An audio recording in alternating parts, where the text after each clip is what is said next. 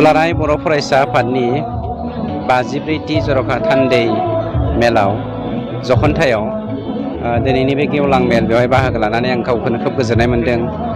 आं मोनसे बाथ्राखौ बुंनांगोन, दिनैनि बे जा थान्दै जख'न्थाय मेलनि हाबाफारिफोर, बे हाबाफारिया बर'नि गेजेराव मोनसे सांग्रांथि लाबोदों आरो खौसेथिनि जा जिनज्रि बे अराय माने नांथाबनानै थाथों आरो जोंनि गेजेराव सान्थिनि दैमुआ बोहैथों।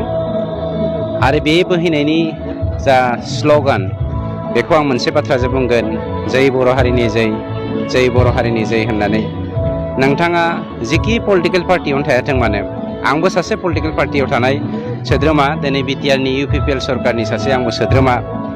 आं जुदि बे बाथ्राखौ बुंनो नागिरदों, बेक्तिगत भाबैसो बुंनो नागिरदों, जोंनि साफ्रोमबो बर' फिसाया जिखि पलिटिकेल हान्जायावनो थायाथों मानो, साफ्रोमबो बर' फिसाया जिखि ससियेल अर्गानाइजेसन बा जोंनि बर' हारिनि आफादफ्राव थायाथों मानो, जों मोनसे बाथ्राखौ होनांगोन, आं बर' होननानै जुदि सिनायथि लानो रोङाब्ला, नोंथाङा बा आं पलिटिकेल हान्जा बा राजखान्थि हान्जायाव थानानै हारिनि जा दैखुन्थि बेखौ दैखांनो थाखाय बा जौगाखांहोनायनि थाखाय जा मिजिं, बे मिजिङा खिन्थु जाफुंसारनाय नङा। ओंखायनो खावलायदों जों साफ्रोमबो बर' राजखान्थिगिरिफ्रानो, साफ्रोमबो समाजारिफ्रानो दिनै खिन्थु खौसेथि जानायनि सम फैदों। सार, गोबां एमएलए गावसोरनि माबाखौ मोननो थाङियाव गोबां माबागासिनो। रिहेबिलिटेसननि बाथ्राया मोननै ग्रुप जादों। सिगां ग्रुप मोनसे मोनखाबाय, दा सेकेन्ड ग्रुप फैगासिनो दङ। जोंनिफ्राय जोबथा लिस्टखौ हरजोबखाबाय, गोबाव जाबाय हरनाया।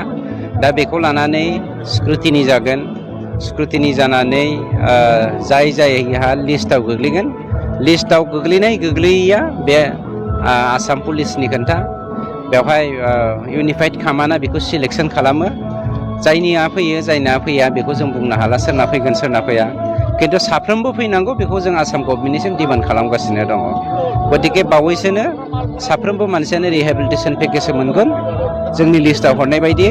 आरो जोंनि बे रिहेबिलिटेसननि अनगायैबो जोंनि दा एक्स ग्रेसिया मुंख्लंफोरनो होनो गोनां, बेखौबो बावैसोनो होनो थाखाय जों रेडि जानानै दङ।